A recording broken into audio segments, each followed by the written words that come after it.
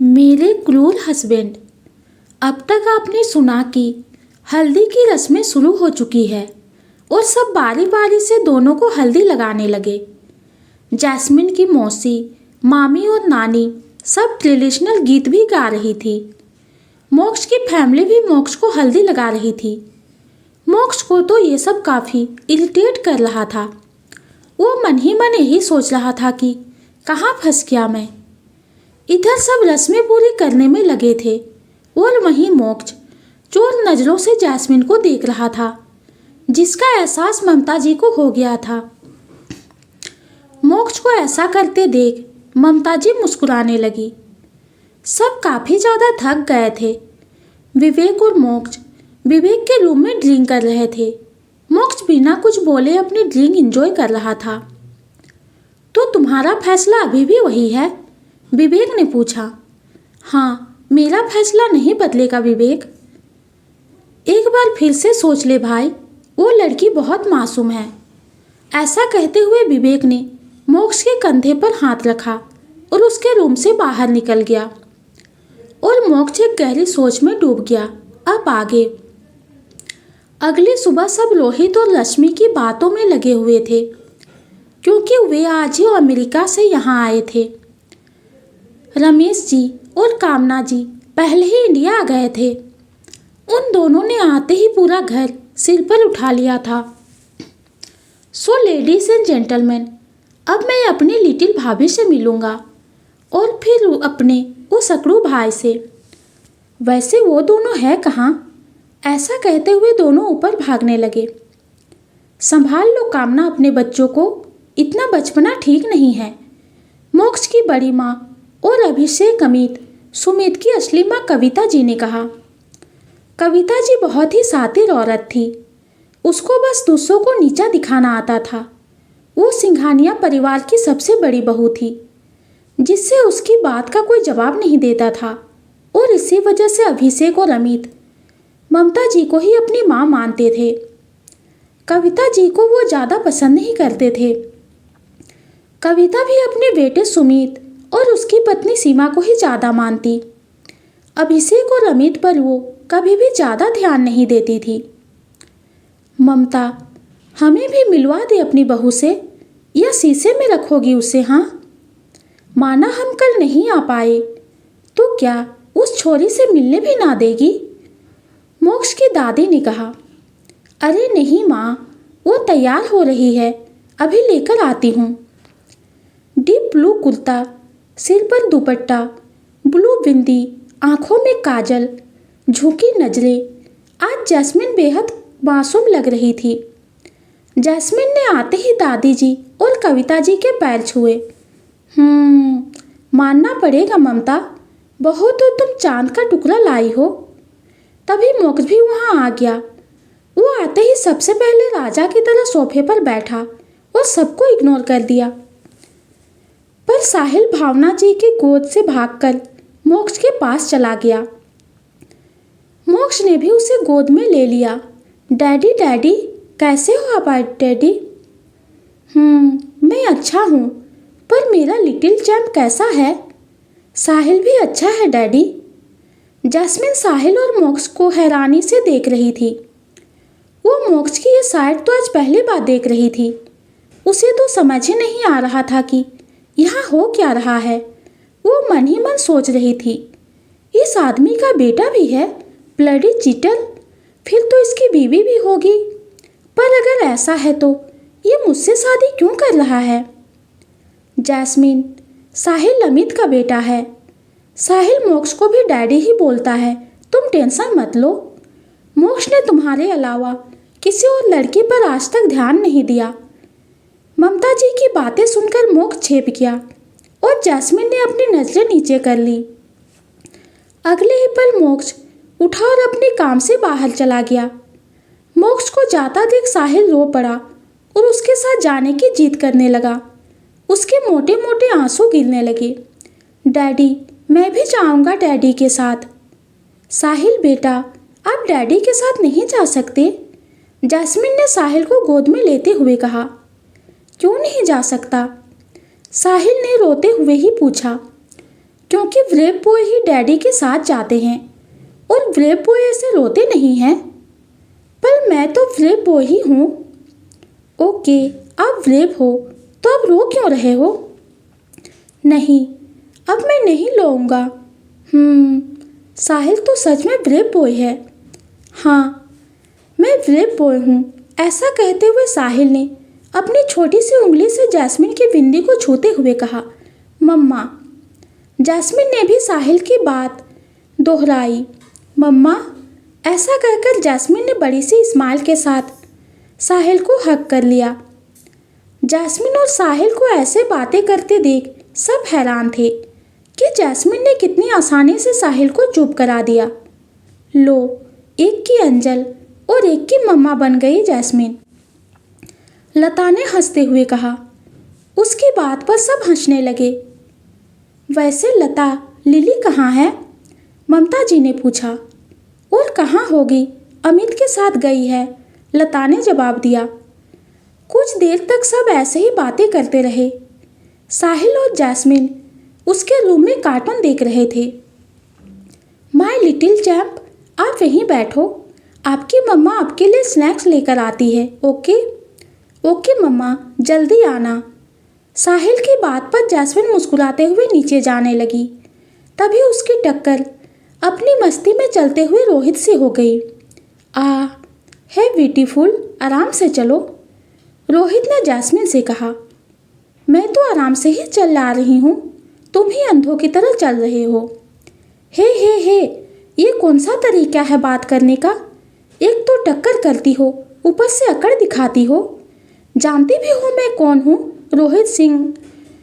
रोहित की बात बीच में ही काट के जैस्मिन बोली, ओ मिस्टर, तुम्हें जानने में मैं 1% भी इंटरेस्टेड नहीं हूँ। बड़ी आए। कमाल है, आजकल की लड़कियां भी हैंडसम लड़का देखा नहीं कि लड़ाई करने के बहाने दोस्ती करने की सोचती है। वैसे नॉट बैड, ट्रिक अच्छी है। हेलो मिस्टर, लिमिट में रहकर बात करो, कोई ऐसी वैसी लड़की नहीं है हम। इतनी आसान नहीं है हम जितना तुम समझ रहे हो। इतना कहकर जैस्मिन नीचे जाने लगी। जैस्मिन की बात सुनकर रोहित के फेस पर स्माइल आ गई। उसने धीरे से कहा, आसान चीजें रोहित सिंघानिया को पसंद भी नहीं आती। तुमने कुछ कहा? जैस्मिन ने अपनी आंखें छोटी करके पूछा। हाँ, मैं ये कह रहा था कि नाम क्या है तुम्हारा? ना ही जानो तो अच्छा है। अच्छा, ये तो बता दो, किसके साइड से हो? किसी की भी साइड से हूँ, पर तुम्हारी दाल नहीं गलेगी। इतना कहते कहते जैस्मिन भागकर नीचे चली गई। उसको भागता देख रोहित हंसने लगा और खुश होते हुए बोला, इम्प्रेसिव। उधर जैस्मिन की फैमिली, अमित और अभिषेक सब मैरिज वेन्यू से घर आ चुके थे। सब शाम की तैयारी में जुट गए थे और अमित साहिल से मिलने गया तो उसे पता चला कि जैस्मिन के पास है, तो वो उसके रूम में चला गया। उधर जैस्मिन और साहिल मजे से कार्टून देख रहे थे। अमित उसके पास गया तो उसने एक नज़र टीवी को देखा, फिर उन दोनों को देखा और मुस्कुराता हुआ उनके पास चला गया। अमित को देखते ही साहिल उसके पास आ गया। पापा, पापा, आप आ गए पापा। देखो, आज मुझे मम्मा मिल गई। साहिद की बात सुनकर अमित ने जैस्मिन को देखा। आपको पता है, मम्मा बहुत स्वीट है। मम्मा ने आज मुझे बहुत प्यार किया। साहिल की बातें अमित मुस्कुराते हुए सुने जा रहा था। पापा, अब मम्मा से शादी कर लो, फिर मम्मा हमारे साथ ही रहेगी। साहिल की इस बात पर अमित सकपकाकर जैस्मिन को देखने लगा। तभी उसके रूम में रोहित आया। उसको देखकर जैस्मिन की आंखें छोटी हो गई। अरे अमित भाई, आप यहाँ हो? और मैं आपको पूरे घर में ढूंढ रहा हूँ। आपको दादी बुला रही है। रुक जाओ चाचू, पहले पापा प्रॉमिस करेंगे, फिर जाएंगे। कैसा प्रॉमिस चाहिए मेरे साहिल को? अमित ने पूछा। यही कि आप जल्दी से मम्मा से शादी करोगे। साहिल की बातें सुनकर रोहित की तो आंखें बाहर आने को हो गई। और अमित ने मुस्कुराते हुए हाँ कहा। अमित की बात पर साहिल जैस्मिन के पास गया और अपने छोटे छोटे हाथों से उसके चेहरे को भर लिया और बड़ी ही मासूमियत से बोला, मम्मा आप करोगी ना मेरे पापा से शादी? साहिल की बात पर जैस्मिन ने सकपकाकर अमित की तरफ देखा, जो उसे इशारा से हाँ करने के लिए बोल रहा था। उन तीनों को देखकर तो रोहित को सदमा ही लग गया था। वो मन ही मन यही सोच रहा था कि ओह, तो ये अमित भैया की गर्लफ्रेंड है। चलो सही है, कम से कम अमित भैया खुश तो हैं। बेटा अब आप चाचू के साथ नीचे जाओ, पापा को मम्मा से कुछ बातें करनी है, अमित ने कहा। ओके पापा, हम जा रहे हैं, चलो चाचू, साहिल ने रोहित से कहा। पर रोहित तो अपने ख्यालों में ही खोया हुआ था। उसे तो तब होश आया जब साहिल ने उसका हाथ पकड़कर हिलाया। हाँ साहिल, तुमने कुछ कहा? रोहित ने सकपकाकर पूछा। ओफो चाचू, आप कितने बुद्धू हो, हमें नीचे चलना है क्योंकि अब पापा मम्मा को प्यार करेंगे। साहिल की बात से अमित को तो खांसी ही आ गई और जैस्मिन ने आंखें बड़ी करके अमित को देखा। रोहित को तो जैसे झटका ही लग गया, लेकिन उसने बिना कुछ कहे साहिल को गोद में लिया और नीचे चला गया। जैस्मिन तो अब नजरें नीचे किए हुए थी। उसे अब अमित से नजरें मिलाने में भी शर्म आ रही थी। जैस्मिन, साहिल की बात का बुरा मत मानना, उसे अभी रिश्तों की समझ नहीं है। आप कैसी बातें कर रहे हैं, वो अभी बच्चा है। मुझे उसकी किसी भी बात का बुरा नहीं लगता। साहिल ने आज तक मुझसे शादी के बारे में नहीं कहा और ना ही किसी लड़की को उसने माँ कहा। रूही के जाने के बाद मैंने उसे पापा का प्यार तो दे दिया, पर माँ के प्यार से वो अब तक दूर रहा है। वो शायद तुम्हें वो अपनी माँ को देख रहा है। मैं बस यही कहूँगा कि हो सके तो मेरे बेटे को माँ का प्यार दे देना। अमित की बात पर जैस्मिन बस हल्का सा मुस्कुरा दी। उधर संगीत और मेहंदी की तैयारी चल रही थी। मोक्ष ग्रीन कुर्ता और वाइट पजामा पहने इधर उधर घूम रहा था। उसे तो इसी बात की टेंशन थी कि उसे भी मेहंदी लगानी पड़ेगी।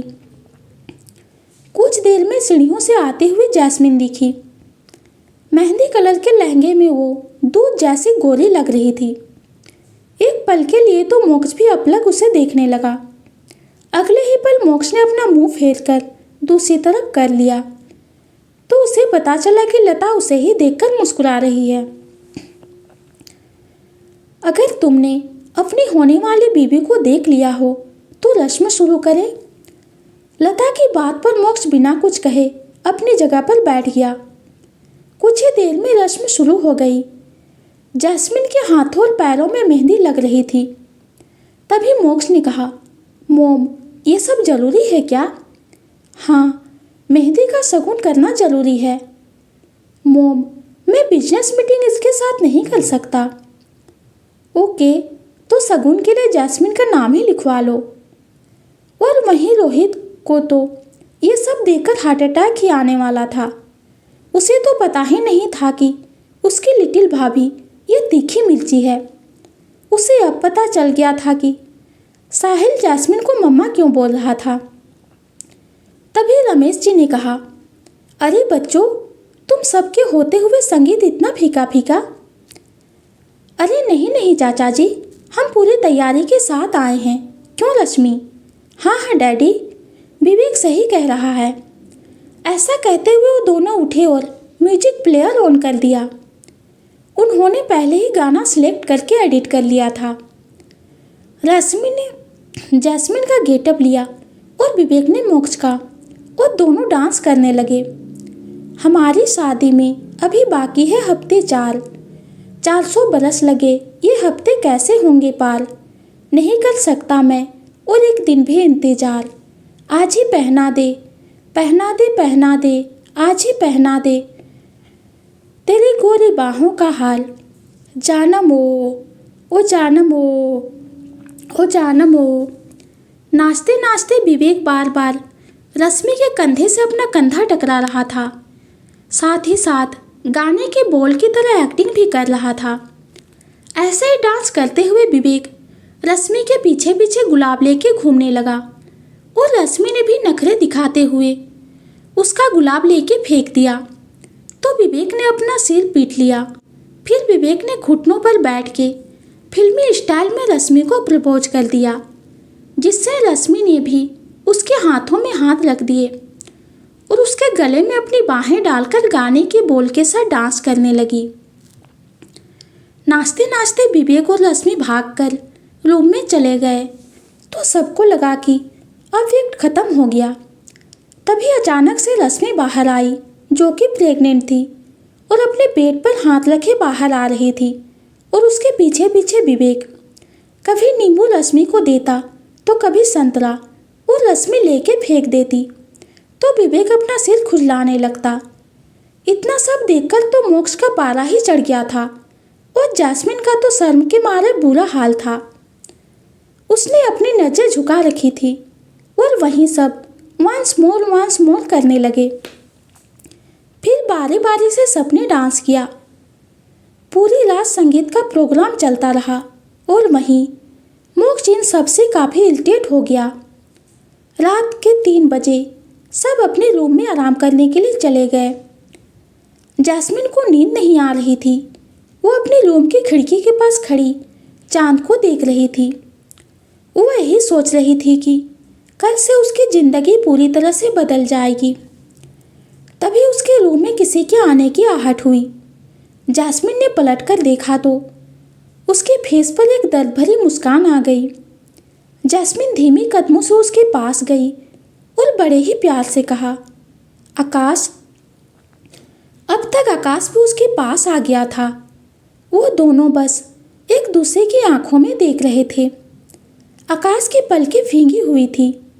तभी उसने बिना कुछ सोचे समझे जैस्मिन को अपने सीने से लगा लिया। आज पहली बार उसने ऐसा किया था। जैस्मिन ने भी उसे कसकर हग कर लिया। आकाश का एक हाथ जैस्मिन के कमर को जकड़े हुए था और दूसरा उसके बैक को। वहीं जैस्मिन ने आकाश के कमर में अपनी बाजुओं को लपेट रखा था। ये हग इतना टाइट था कि दोनों एक दूसरे की हार्टबीट सुन रहे थे। दोनों की आंखें बंद थी। काफ़ी देर तक वो दोनों ऐसे ही गले लगे रहे। इस बात से अनजान की मोक्ष डोर पर खड़ा उन्हें गुस्से से भरी लाल आंखों से उन्हें घूर रहा है।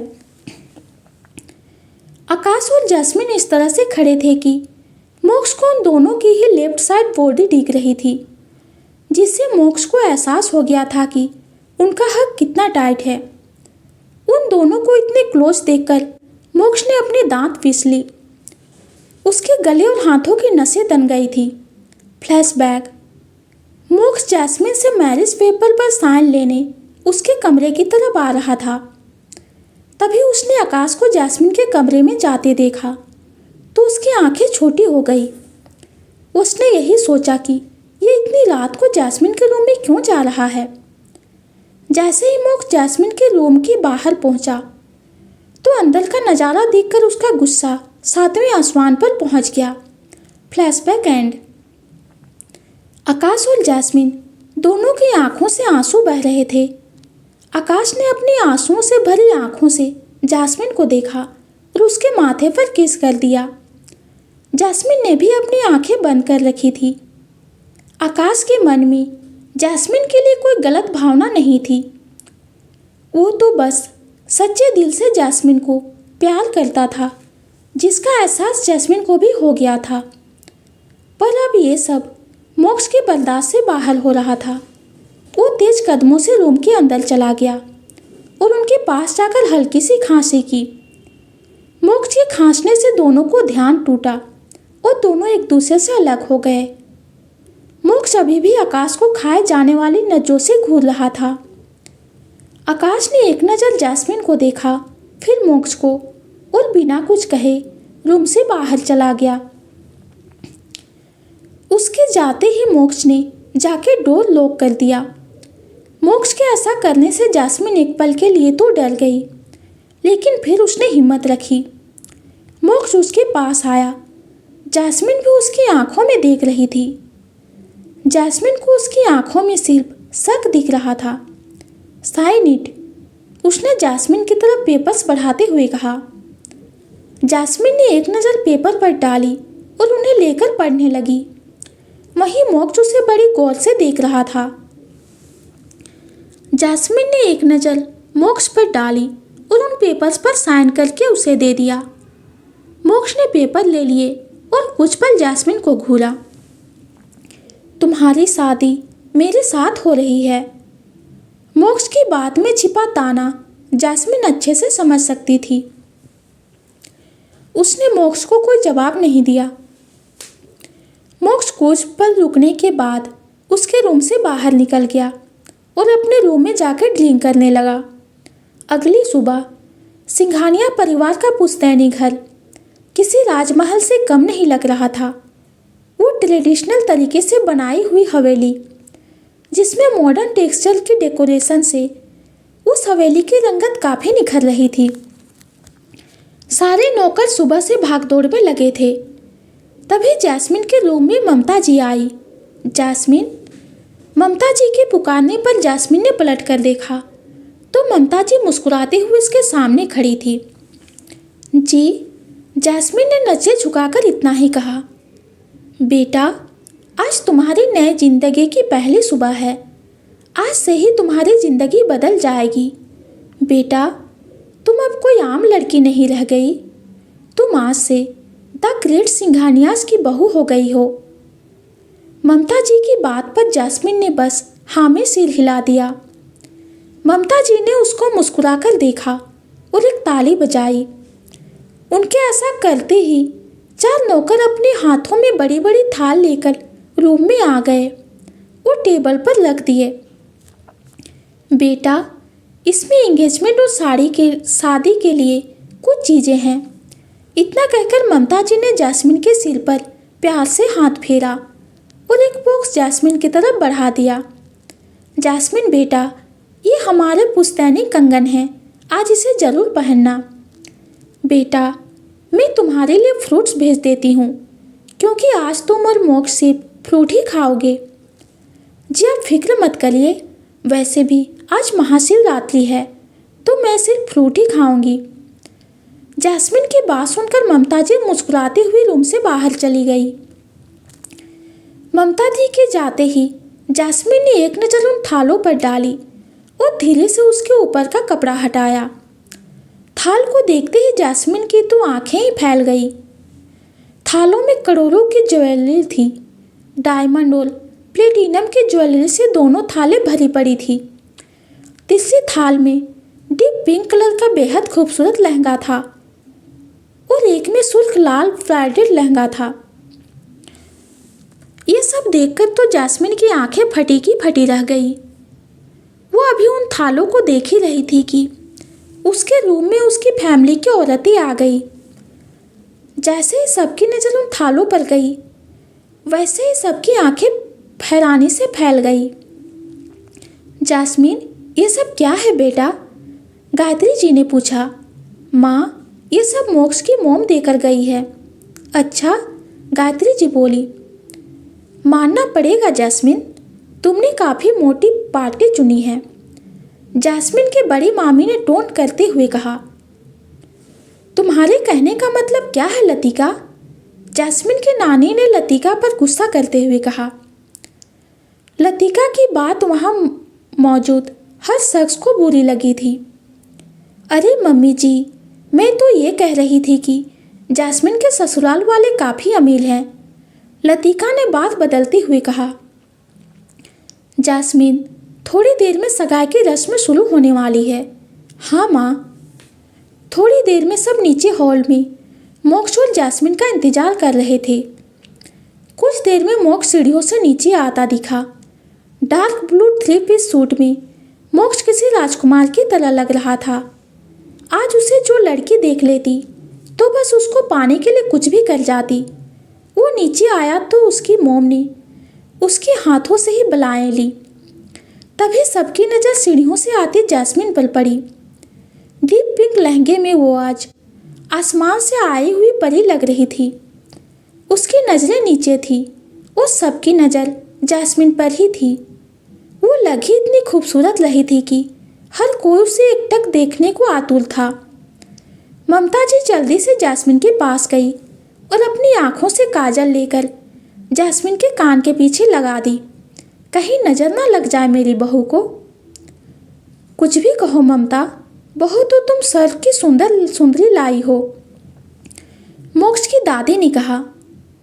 तारीफ मेरी नहीं, अपनी पोते की करिए माँ, वही ढूंढ के लाया है। कुछ ही देर में सगाई की रस्में शुरू हो गई। मोक्ष जैस्मिन एक दूसरे के सामने बैठे थे, पर जैस्मिन की नज़रें किसी और को ही ढूंढ रही थी, जिसका एहसास मोक्ष को हो गया था। तभी जैस्मिन ने एक कोने में बैठा आकाश को देखा, जो उसे ही देख रहा था। आकाश को देखकर जैस्मिन की आंखें भीग गई। तभी मोक्ष ने अपना हाथ आगे करके जैस्मिन का हाथ मांगा। जैस्मिन भी हिचकिचाते हुए धीरे धीरे अपना हाथ आगे करने लगी, पर मोक्ष ने उसका हाथ पकड़ा और अपनी तरफ खींच लिया, जिससे जैस्मिन हल्का सा उसकी तरफ झुक गई। मोक्ष के ऐसा करने पर सब आंखें बड़ी करके हंसने लगे। तभी ममता जी मोक्ष के पास गई। आराम से मोक्ष, इतनी जल्दबाजी मत करो, ममता जी ने हंसते हुए कहा।